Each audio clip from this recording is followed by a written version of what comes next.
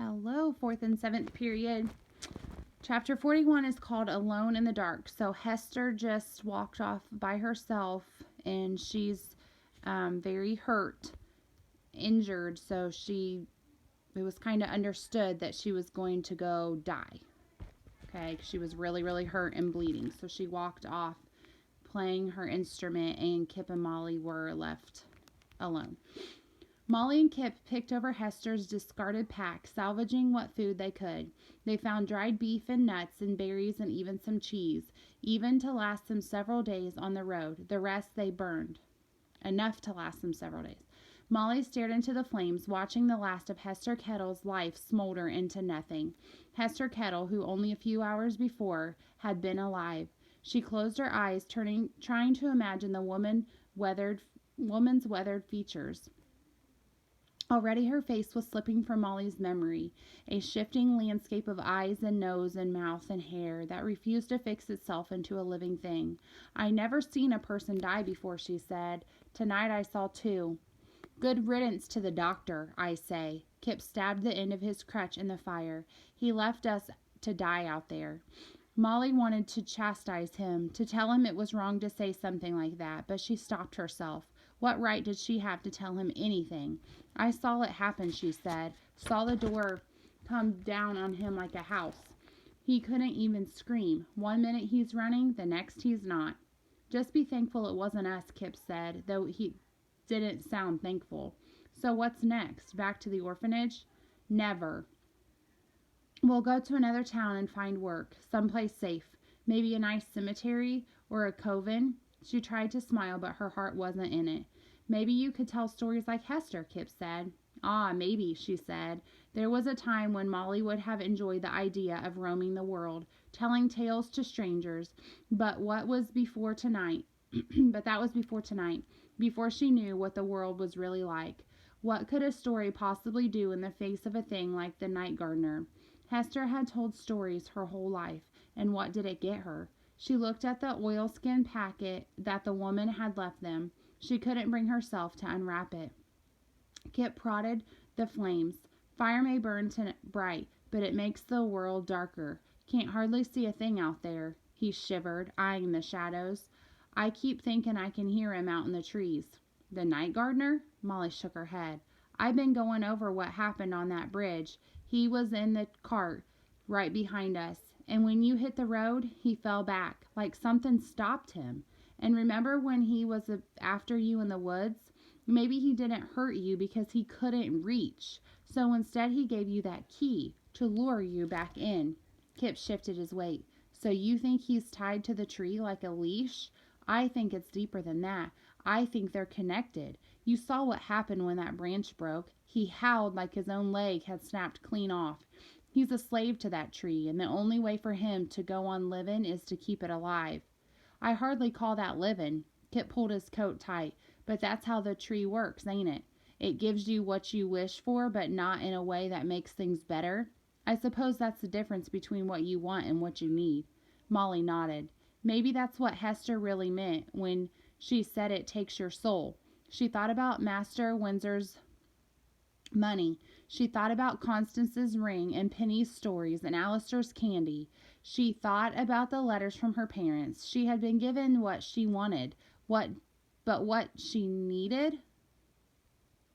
Kip, as if reading her thoughts, spoke. "What should we do about Ma and Da? If they're coming to the house, shouldn't we warn them?" Molly opened her mouth to agree, but the words caught in her throat. He looked up at her. "Molls, are you all right?" Molly stared into the darkness. She swallowed. "Kip, there's something I been meaning to tell you. Something I need to tell you." She finally met his eye. "It's about the letters." Her brother resumed poking the fire. "It's all right," he said. "I think I know where you got 'em." He leaned to one side and dug a hand into his pocket. He removed a small tin. It was roughly the size of a biscuit. "Same place I got this." Molly didn't understand. She scooted closer and took the tin.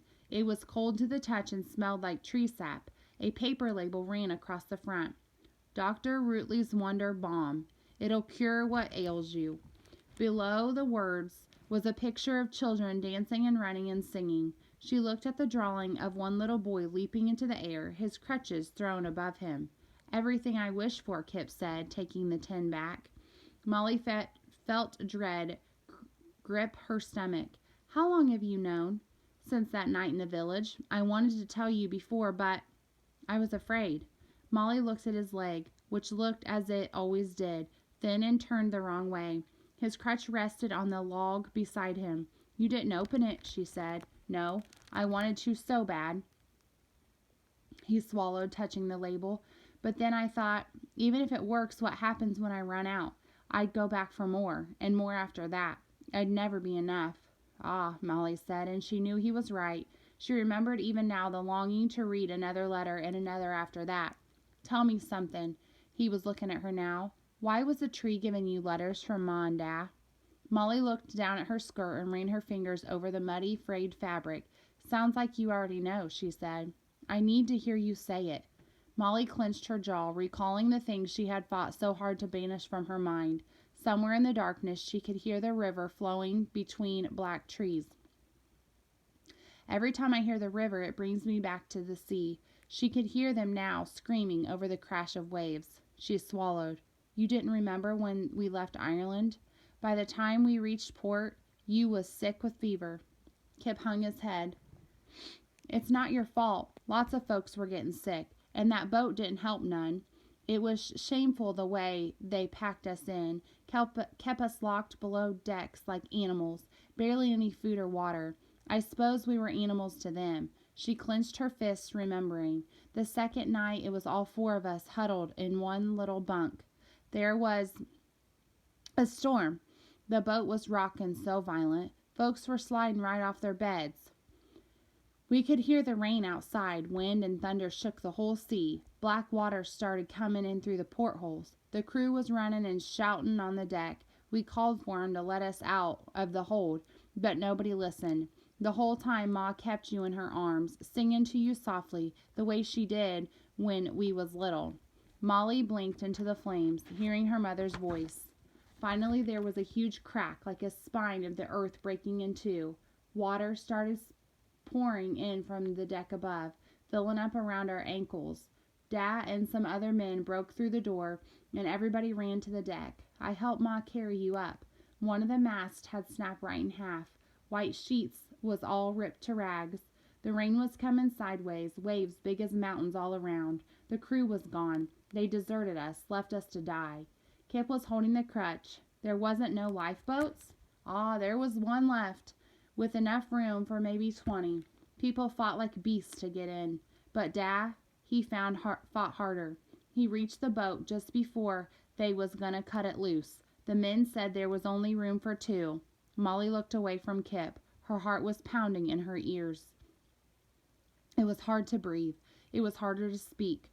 She took a slow breath. "Ma and Dad put you in my arms and put me in the boat. I screamed at 'em not to, but they wouldn't hear me. Ma pulled me close. 'Take care of him,' she said. 'He's yours now.' And let go. She let go. And then," she blinked, tears spilling from her eyes, "and then they were gone." Molly crumpled her face in her hands. The tears she had been storing inside for so long broke free. The sobs took hold of her entire body. If Kip spoke or moved, she did not hear it. She swallowed, wiping her face. "I meant to tell you, I swear. But when we landed, and you woke up, and you asked where Ma and Da was," she shook her head as a new wave of tears came. "I couldn't do it. I couldn't say the words." She pressed her lips together. "And so I told you a story." "You didn't tell a story," Kip said softly. "You lied." Even in the orange light of the flame, his face looked pale. "I know there's nothing I can do to fix this." Molly reached toward him, but he pulled away. "I was scared. I wanted it to be true. I wanted to think of them out there in the world having adventures, and part of me thought it could be true. Their ship was lost, but maybe they got away." "They didn't," Kip said. He sounded firm. Molly nodded. I know. And I was going to tell you the truth, but then I found the tree, and I found the letters written Ma's own hand, and I thought, what if it was real? What if a miracle had happened and Ma and Dad were still out there?